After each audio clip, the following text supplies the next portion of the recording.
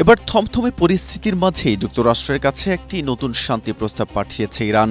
দুই দেশের মধ্যকার একমাত্র মধ্যস্থতাকারী দেশ পাকিস্তানের মাধ্যমে এই প্রস্তাব ওয়াশিংটনে পৌঁছানো হয়েছে।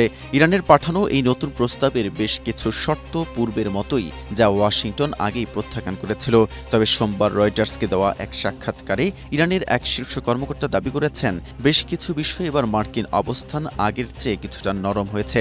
ইরানি সূত্রগুলোর তথ্যমতে এই প্রস্তাবের অনেক অংশই গত সপ্তাহে মার্কিন প্রেসিডেন্ট ডোনাল্ড ট্রাম্পের প্রত্যাখ্যান করা সেই প্রস্তাবের মতো, যেটিকে ট্রাম্প আবর্জনা বলে অভিহিত করেছিলেন। নতুন প্রস্তাবে প্রধানত তিনটি বিষয়ে প্রথমে জোর দেওয়া হয়েছে: যুদ্ধ স্থায়ীভাবে বন্ধ করা, বিশ্বের অন্যতম প্রধান জ্বালানি সরবরাহ পথ হরমুজ প্রণালী পুনরায় উন্মুক্ত করা এবং সামুদ্রিক নিষেধাজ্ঞা প্রত্যাহার করা।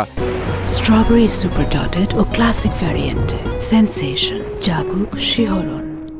ইরানের পরমাণু কর্মসূচি ও ইউরেনিয়াম সমৃদ্ধকরণের মতো অতি সংবেদনশীল ও বিতর্কিত বিষয়গুলো আলোচনার পরবর্তী ধাপের জন্য স্থগিত রাখার প্রস্তাব করেছে তেহরান।